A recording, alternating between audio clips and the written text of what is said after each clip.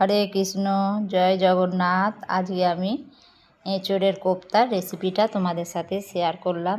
তো আমি প্রথমে এঁচোড়টাকে আলু একটু দিয়ে নুন হলুদ দিয়ে সেদ্ধ করে নিয়েছিলাম।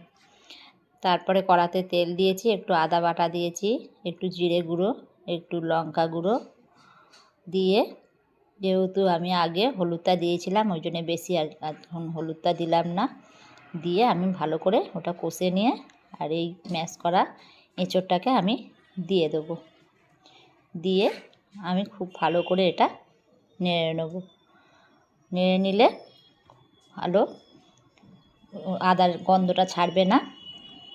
এইভাবে আমি সুন্দর করে নেড়ে নিয়েছি, দিয়ে একটু ঘি দিয়েছি আর একটু গরম মশলা দিয়েছি আর নুন দিয়ে আমি সেদ্ধ করে নিয়েছিলাম, ওই জন্য নুনটাও আমি দিলাম না, সামান্য পরিমাণে অল্প একটু নুন দিয়েছিলাম। দিয়ে ঘি গরম মশলা দিয়ে আমি নামিয়ে নিয়েছি। তো তারপরে একটা ব্যাটার তৈরি করে নিয়েছি। ব্যাটারটাতে ছিল হাফ বাটি দই, 1 চামচ আদা, আর এই বেটে রাখা মশলাটা ছিল, ওতে ছিল চালমগজ, পোস্ত, কাজু, একটু তিল আর চালমগজ দিয়ে আমি একটু লঙ্কা গুঁড়ো, একটু হলুদ গুঁড়ো, নুন দিয়েছি। দিয়ে কড়াতে একটু তেল দিলাম, দেওয়ার পরে আমি ওই এটা ব্যাটারটা ঢেলে দিয়েছি। দিয়ে এটা একটা গ্রেভি তৈরি করে নিয়েছিলাম, কোপ্তার গ্রেভিটাকে তৈরি করে নিয়েছিলাম।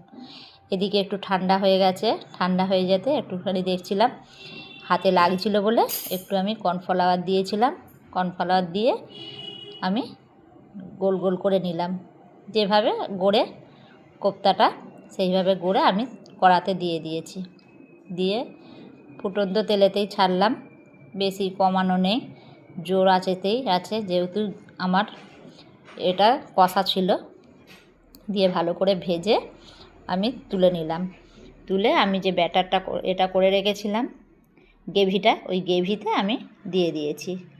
ওই গ্রেভিতে দিয়ে এইভাবেই আমি সব কটা কোপ্তা ভেজে নেব। ভেজে নিয়ে আমি করে নিয়েছিলাম, এতে দিয়ে দিয়েছিলাম।